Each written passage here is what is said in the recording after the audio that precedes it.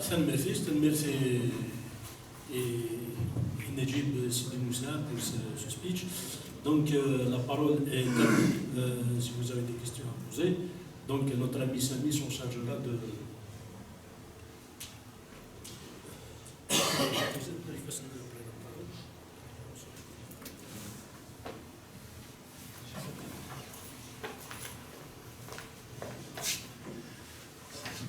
Bonjour tout le monde, j'ai envie de poser une question un peu hors sujet, hein.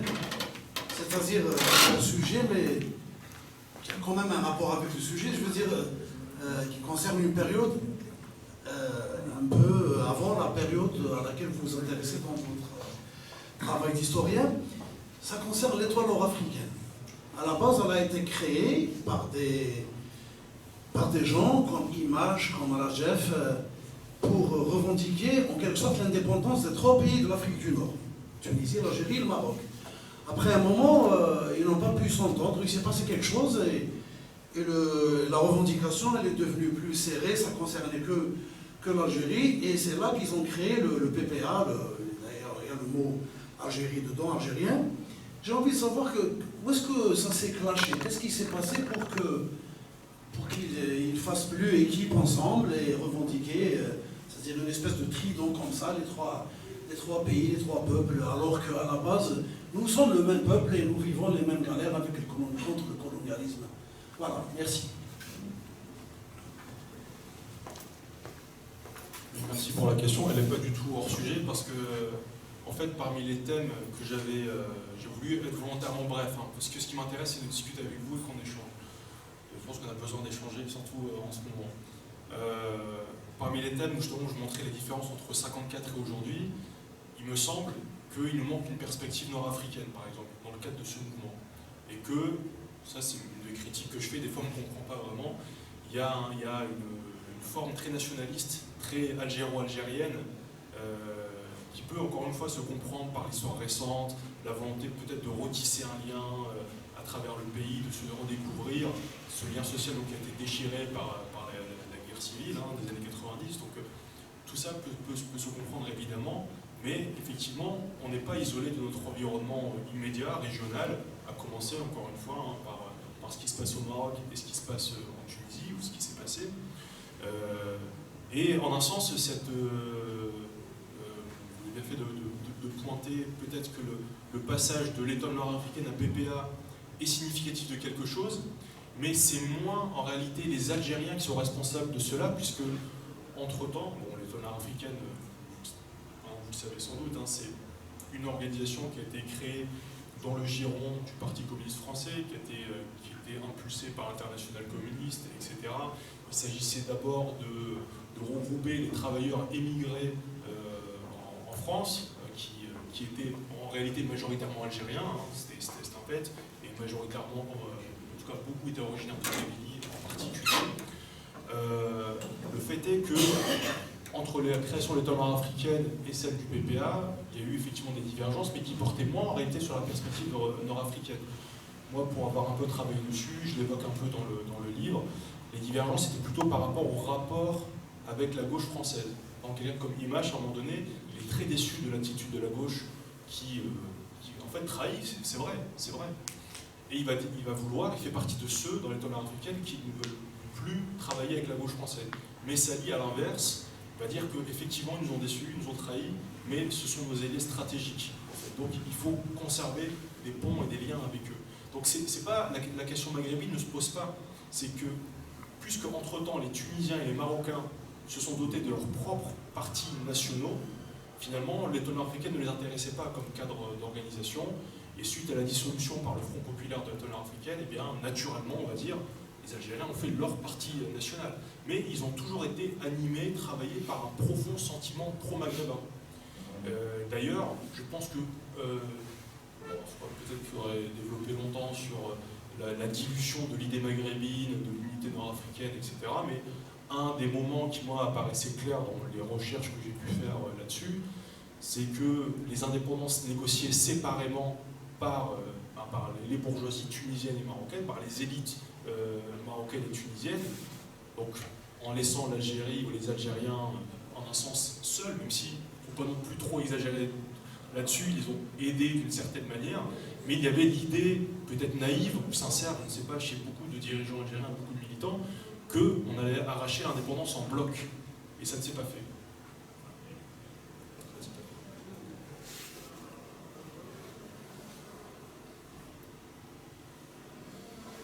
Une autre question.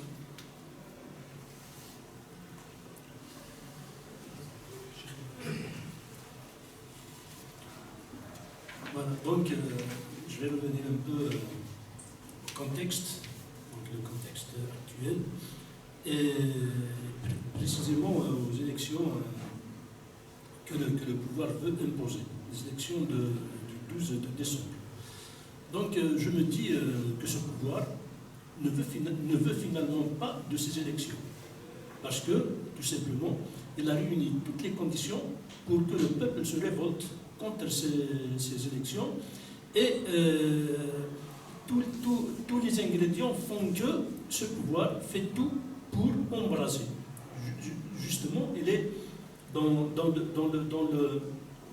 le sens, dans la dynamique de l'embrasement, que la réussite des élections présidentielles. Donc, qu'en pensez-vous?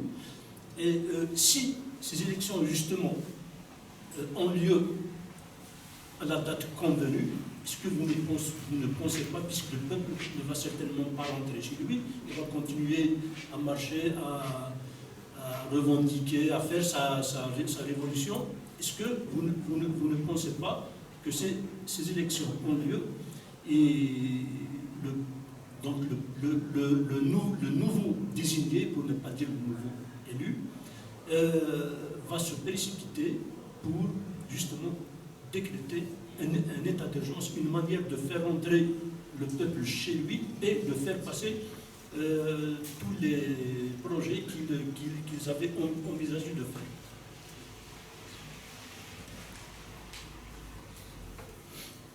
Alors,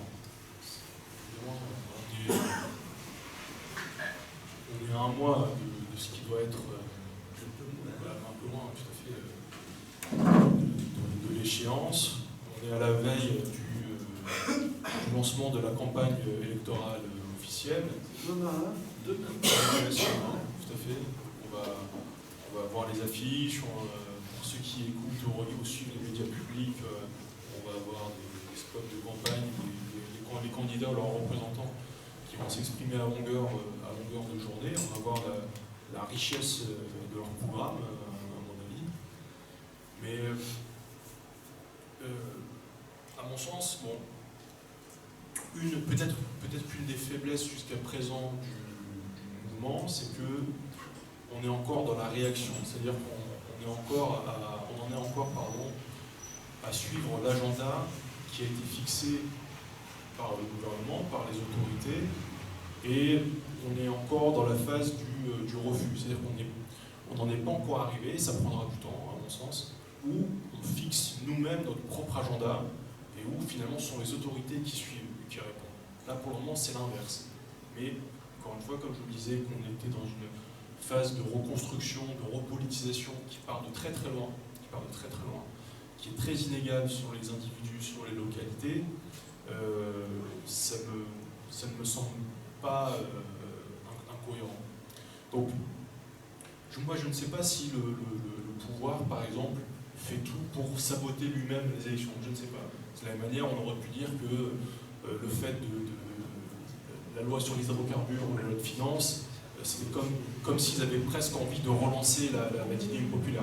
De fait, ça a eu un effet, ça a redynamisé le mouvement, ça a provoqué de la colère, mais je ne sais pas si c'est ça qui est provoqué. Je ne pense pas qu'ils soient aussi torturés psychologiquement au point de vouloir alimenter une dynamique qui en viendrait à les chasser. Mais ce qui est sûr, c'est qu'il y a une très grande maladresse de ce point de vue-là. Je ne sais pas s'il y a beaucoup de stratèges de l'autre côté de la barricade, mais ce qui est sûr, c'est qu'il y a beaucoup d'intelligence et de plus en plus de compréhension et de finesse dans l'analyse du côté du mouvement populaire. Un mouvement populaire, j'insiste dessus, qui va s'installer dans la durée. De la même manière que, appelons-le comme ça, la première révolution, la lutte contre le colonialisme français, pour moi d'ailleurs elle va au-delà des bornes classiques, c'est-à-dire 54-62, pour moi la révolution c'est même 45-65, pour le dire vite. De la même manière que la révolution française, la révolution chinoise se sont étalées sur des années, voire parfois des décennies. Et je pense que le processus dans lequel on est entré, ou peut-être qu'on était déjà entré un peu avant, ça c'est les historiens du futur qui pourront le déterminer, on est davantage dans une course de fond en fait qu'un sprint. Donc, et plus le mouvement va s'inscrire dans la durée, plus il en sortira quelque chose de bénéfique. Parce qu'on aura le temps de poser tous les débats, on aura le temps de poser toutes les questions qui fâchent, notamment la question culturelle, la question de l'égalité homme-femme, la question de la séparation de la religion et de la politique, la question de la justice sociale. Parce que pour le moment, le rapport de force n'est pas en faveur des progressistes ou des révolutionnaires. Il faut aussi être clair de ce point de vue-là. Il y a énormément de confusion et en se mettant en mouvement, la société algérienne a aussi révélé toutes ces contradictions, tous ces archaïsmes. Et tous les débats qui sont restés en suspens au moins depuis 62, peut-être depuis plus longtemps, commencent seulement à être posés. Et c'est pourquoi ce genre d'espace et d'occasions sont extrêmement précieux. Parce qu'en plus, ils sont rares. Ils ne sont pas assez nombreux dans la situation actuelle. Et à mon sens, la question des élections, plutôt du refus des élections est importante parce qu'il faut aussi poser la question de comment, en pratique et concrètement, on fait en sorte, le mouvement populaire fera en sorte pour que ces élections n'aient pas lieu. Donc on a déjà vu que, ce que j'avais un peu évoqué dans mon propos introductif, que quand il y a ces marches organisées, préfabriquées de soutien aux élections, la population réagit. Et la population aussi réagit pour réprimer les partisans du mouvement populaire. Donc ça veut dire que les Algériens et les Algériennes ne sont pas passifs, ne sont pas dupes. On a également vu que quand des candidats, prétendument de l'opposition d'ailleurs, dont un est aujourd'hui candidat à la présidentielle, sort pour aller au restaurant, il va se faire harceler par la population qui a décidé de ne pas le laisser tranquille. Donc il est probable que l'élection, ou plutôt que la campagne électorale, se déroule dans un tel climat que les candidats soient obligés de se cacher, qu'ils ne puissent pas sortir. Si c'est le cas, ça veut dire que ce serait une victoire, c'est-à-dire que la population a réussi à mettre la pression sur ses candidats, sur ses représentants et sur ce processus qu'elle n'accepte pas. Après, il y a une autre, et je ne veux pas monopoliser la parole, il y a un autre chantier peut-être, ou une autre question qu'il faudrait discuter, et ça me tient à cœur, c'est quelle démocratie en vérité on veut construire pour l'Algérie. Je sais qu'il y a une très grande frustration du point de vue démocratique formel. À partir du moment où c'était déjà le cas lors du moment colonial, c'était le cas après l'indépendance et même après ce qu'on appelait l'ouverture démocratique et les émeutes d'octobre 88, il n'y a jamais eu de scrutin sincère, il n'y a jamais eu de véritable élection. On sait que la fraude est institutionnalisée, etc. etc. Donc, je sais que pour beaucoup d'Algériens, c'était le cas en particulier au début du mouvement, ils voulaient simplement avoir des partis propres, des candidats propres et un scrutin honnête. Mais est-ce que c'est véritablement ça la démocratie? Est-ce que c'est ce vers quoi on doit tendre? Et est-ce qu'on ne peut pas faire preuve de créativité et essayer d'être plus exigeant et d'aller plus loin du point de vue de la démocratie? C'est la question que je pose.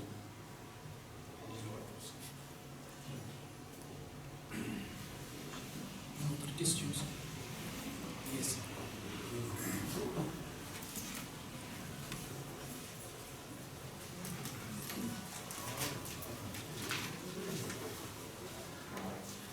Zouf Lawad, sois le bienvenu. J'aimerais faire des commentaires sur certaines questions soulevées. Tout d'abord, autour du truc Silmia. C'est toujours beau, truc pacifique, etc., c'est beau. Mais quelque part, ce qui me dérange dans le terme, dans les 9 mois du mouvement, il y a un pressentiment. Je sens comme si ça devient une fin en soi. Comme si Silmia, ça devient un objectif, alors que c'est un moyen. Tout d'abord, le bout d'explication que j'ai au truc Silmia, c'est... Je pense que la démarche du pouvoir a provoqué un peu l'inverse, puisque ça fait longtemps qu'ils nous parlent du complot étranger, qu'ils nous parlent du scénario à la libyenne, à la syrienne, à l'égyptienne, qu'il y avait beaucoup de violence, il y avait de l'ingérence étrangère dans les pays, etc. Ils utilisaient ça tout le temps comme moyen pour étouffer les mouvements, alors que ceux qui se soumettent à l'étranger, à l'impérialisme, c'est eux, par excellence, c'est des soumis d'impérialisme, d'où la loi des hydrocarbures et la loi des finances actuellement. Je pense que c'est quelque chose qu'ils ont fait pour satisfaire, pour avoir l'accord, l'aval des Occidentaux par rapport à la démarche qu'ils ont eue. Ça veut dire le peuple, tellement on lui a fait peur, du truc de violence, etc., le scénario, ce qui s'est passé en Syrie ou bien en Égypte, on peut parler d'autres expériences, qu'il a tenu, inconsciemment peut-être, à éviter la violence. Et ça devient un truc intéressant, puisqu'il inscrit le mouvement à long terme. Ça a conservé ce qu'on appelait la révolution du sourire. Même ça, il faut le mettre entre parenthèses, puisqu'à un certain moment, les médias occidentaux, elles mettaient en avant la dimension du sourire, du beau de la révolution algérienne, au lieu de son contenu. C'est-à-dire qu'il dévie le débat quelque part. Il y a quelque chose de beau, c'est toujours bien le beau, mais le plus intéressant, c'est l'aspiration populaire, etc. C'est un peu l'explique. Et pour moi aussi, ça peut être un danger des moments que ça devient une fin en soi. Parce que, peut-être, je pense qu'on doit se préparer. Si ça devrait passer par la violence, tant pis. Hein. Mais l'objectif, c'est de renverser ce système, d'instaurer une autre réalité sociale, économique, une autre Algérie qui travaille nos aspirations. Ça veut dire la violence aussi. C'est un moyen politique que peut-être on doit se préparer. Justement, on est revenu sur le mouvement national. Ce n'est pas le Silmia, mais le mouvement national, la dynamique politique, elle a duré des décennies. Et il y avait des conditions objectives internationales, surtout après la Deuxième Guerre mondiale, la vague indépendantiste au niveau mondial, que les Algériens, quelque part, ont compris que la solution, c'est de faire sortir ceux qui sont rentrés par la violence, de les faire sortir par la violence. Mais c'était juste pour dire que la violence, elle peut être aussi une expression politique. Le truc militaire, Dawla Madaniya, Machi Askaria, c'est aussi, à mon avis, lié, je peux dire, 2 éléments. Le truc régional, où il y avait surtout en Égypte, etc., des régimes militaires qui se sont accaparés des pouvoirs. D'ailleurs, ce qui s'est passé en Égypte, Morsi, quand il a été renversé par Sisi, c'était un coup d'État contre le peuple. Dans la période juin-juillet 2013, après une année il y avait 20 millions d'Égyptiens. On disait que c'est la plus grande manif de l'histoire de l'humanité.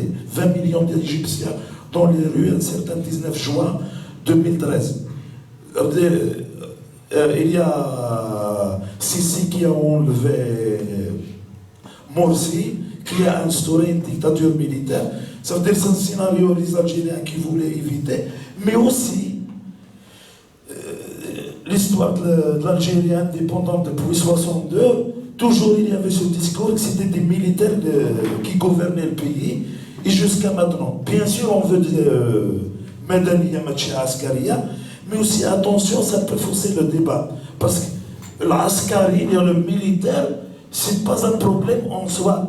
Aujourd'hui, on est contre l'état-major, ceux qui gouvernent aujourd'hui, parce que il y a une dictature, ils imposent une dictature, parce qu'ils ont des intérêts économiques, surtout il faut parler de ça, qu'ils veulent préserver. C'est pas en étant militaire et la tenue militaire. S'il y avait un militaire qui peut instaurer la démocratie, qui peut satisfaire les besoins démocratiques, socio-économiques des Algériens, Marhaba bihom. J'ai rebondi un peu aussi sur le mouvement national, sur la guerre de libération, même sur le truc de la Soma.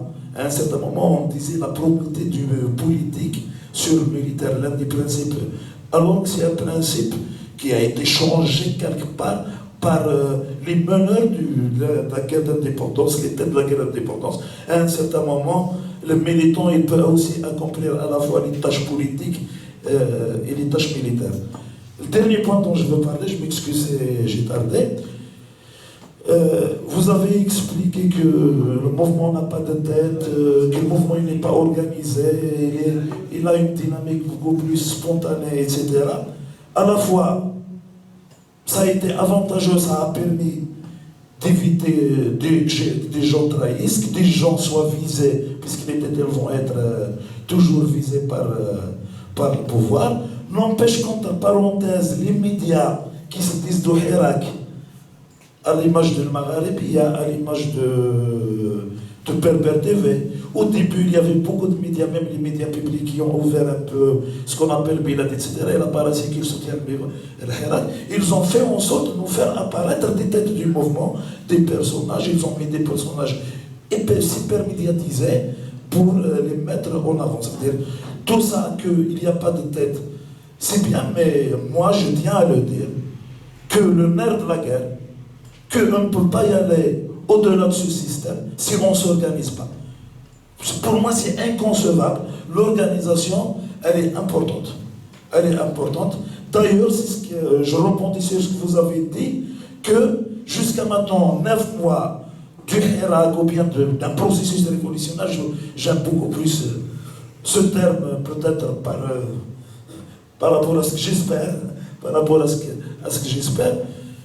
On marche au rythme imposé par le pouvoir. À chaque fois, on réagit au discours de Gaïet, ceux qui faisaient le mardi, maintenant c'est plus le mardi, on ne sait pas quand. À chaque fois, il dit quelque chose le mardi, on réagit le mardi et le vendredi. Il voulait nous imposer 2 élections qu'on a avortées. Il est en train d'essayer de nous imposer une 3e qu'on doit avorter. Bien sûr, il nous a imposé le débat sur Amazigh, il l'a mis au centre en s'attaquant à l'identité, au drapeau amazigh. Ça veut dire le débat, il est polarisé autour de cette question. Il y a des détenus, le mouvement s'oriente vers la libération des détenus. Tout ça, c'est l'agenda du pouvoir. On réagit bien sûr qu'on doit réagir. C'est pas la question, c'est pas la question. Mais on n'est pas dans la dynamique de construire ce qu'on veut.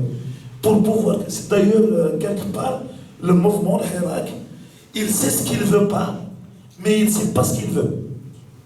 Il ne sait pas encore ce qu'il veut. Peut-être le projet de l'Algérie de demain que je vois, on est tous différents, sans organisation, sans débat, sans mécanisme concret dans le terrain, on ne peut pas y aller au-delà de ce système. J'espère bien que cette dynamique anti-élection du 12 va nous permettre de nous organiser, bien sûr, pour commencer à empêcher ces élections du 12, mais aussi pour y aller plus loin. On ne va pas attendre notre agenda pour qu'on se mobilise contre notre agenda du pouvoir. Merci.